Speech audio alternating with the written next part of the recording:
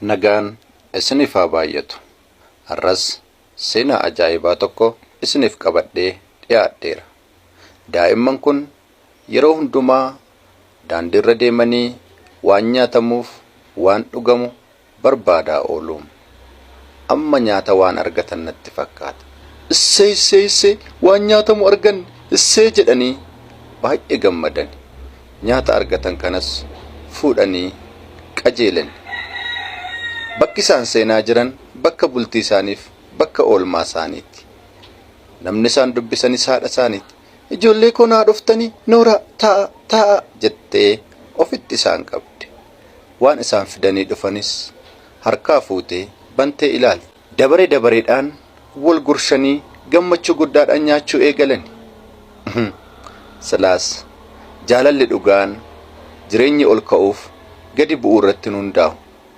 Haadhi isaanis gammachuu guddaan ofitti qabdee isaan hammattee laaqana isaanii erga nyaatanii booda ammas gara hojii isaaniitti deebi'an. Gaafa ijoolleen deeman haati isaanii qodaa otoo barbaaddu pestaalii keessatti suura dur abbaa manaa ishee faana kaate agarte. Yaadannoo duriis sammuu isheetti yaaduu eegalte. Seenaan ishee akkas ture. Hiriyyaa jaalalaa baay'ee ishee jaallatu qabdi turte. Hiriyyaan ishee kunis baay'ee kan ishee jaallatu ture. Isheenis baay'ee jaallatti turte. Yeroo dargaggummaa isaaniitti gammachuu akkanaa wal faana dhamdhamaa turan. Guyyaa tokko isaanis otoo wal faana taa'anii hiriyyaan ishee waan tokko yaade. Erga ishee teessisee booda har'a gammachuu addaa tokko sitti himuun barbaada jedhee bakka amma taa'an kana ishee teessise. Daqiiqaa muraasa erga taa'anii booda waan gochuu barbaadu kana itti himuuf murteesse. Amma kunoo jilbeeffate. Bareedduu koo si fuudhuun barbaada. Hin natti heerumtaayi jedhee qubeelaa kiisii isaa keessaa baasee itti qabe. Isheenis waaw sitti heerumuu nan barbaada bareedaa koo jettee quba isheetti qabde. Qubeelaa quba nyaate inni jedhan isa akkasiiti. Erga qubeelaa kana walitti godhanii gammadanii walitti marmani. Isheenis lafa inni jilbeeffatee jiru achii olee isa kaaste. Dhaabataniis miira jaalalaatiin dhamdhama jaalalaa wal dhamdhamsiisan. Turtii muraasa booda mana tokkotti galan. Amma wal fuudhanii jiru. Daa'imas waliin horataniiru. Gaafa gara manaatii gadi ba'u daa'imman isaa haadha manaasaa ofitti qabee hammatee dhudhungate. Karaa deemuuf jechaa jira. Isheenis daa'ima lafa keessee jaalala abbaa manaa isheef qabdu ibsiteefi. Innis eessa akka deemaa jiru itti hime. Fuutee shamizii isaa qaqqajeelchitee fi akka haadha manaatti dhungatee manaa bahe. Daa'imman isaas gadi jedhee dhungate.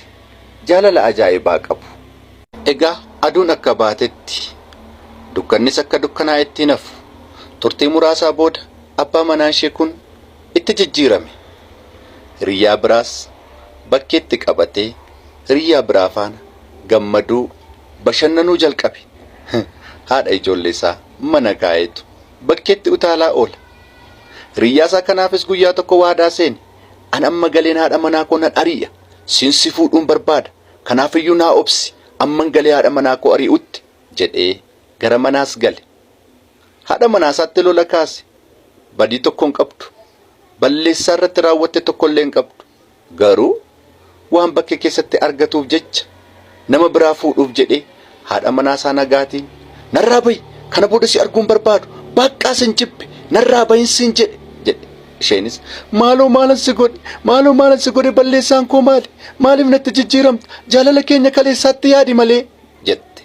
Innis sin jibbeen jedhe baqqaa narraa bahi balleessaan kee daangaa darbeera kana caalaa si hubachuu hin danda'u jedhee waan balleessaa isheen fakkaanne itti haasa'e. Isheenis lakki abbaa manaa koo kun balleessaa koo miti waanan si balleesse tokkoyyuu hin qabu maaloo ijoollee keenyaaf jedhiitii mana tokko waliin haa jiraannu gadi nan ari'iin ijoollee keenyaaf yaadi daa'imman meeqa waliin qabnaam jette. Inni garuu tasumallee ishee dhaga'uun barbaanne. Sababni isaas kaayyoon isaa balleessaa ishee amansiisu otoo hin taane nama biraa fuudhuu dhagatii ta'eef. Akkuma murteeffate bayinarraa jedhee balbala banee daa'ima faana achi gadee ishee ari'e. Gara manaattis ol deebi'ee asin deebisiin nan gubadhe jedhe. Akkuma inni haadha manaasaa gad ari'een jaalalleensaa gara isaatti daawwalte. Innis bilbila kaase. Amma fuulli isaa waan ife fakkaata. Heeloo bareedduu koo jedhees haasaa jaalalaa ishee faana haasa'uu eegale. Haati manaasaas daa'imman lamaan qabattee wayyoo Waaqayyo carraa koo maaf kana goote? Amma garamittan deema gaa? Mana kootii ba'ee daa'imman xixiqqoo kana fudhadhee garamitti deemu laata? jettee boo'ichaan wargamtee iyyite. Egaa seenaan isheen dabarsite kana fakkaata. Sammuu isheetti waan kana hunduma erga yaaddee booda gara jireenya ishee ammaatti deebite. Suura ilaaltee yaadannoo amma kana yaaddes ni kukkutte, ni iyyite. Kun daa'imman isheetti. Daandii irra deemanii waan argatan funaanu. Maallaqas yoo argatan ni kadhatu. Waan nyaatamuuf waan dhugamu yeroo hundumaa kana haadha isaaniif geessu. Daa'imman kanadha. Inni kaan hin kabala, inni kaan hin arrabsa, inni kaan hattuu jedhaani. Ijoolleen kun garuu jiraachuuf jecha, haadha isaanii jiraachisuuf jecha har'as borus otoo hin nuffiin tokko yoo isaan arrabse tokko bira deemu, tokko yoo isaan ari'e tokko immoo ofitti isaan qaba. Argitanii warri kaan ari'ani namicha kana biraa waa argatanii gara mana isaaniitti galani. Haadha isaanii bira gaafa dhaqan haati isaanii wantoota dabarsitee hunduma yaadaa gatii turteef sammuun ishee baay'ee tuqameera. Gadda cimaa keessa jirti. Isaanis ofitti qabanii waan argatan itti kennuu yaalan. Haadhi isaanii garuu yaadannoon sammuu ishee keessa jiru wantoota jireenya ishee kana dura turedha. Gatii ta'eef waa'ee daa'imman ishee yaadaan jirtu amma. Isheenis gidduu isaaniidhaa utaaltee kaate.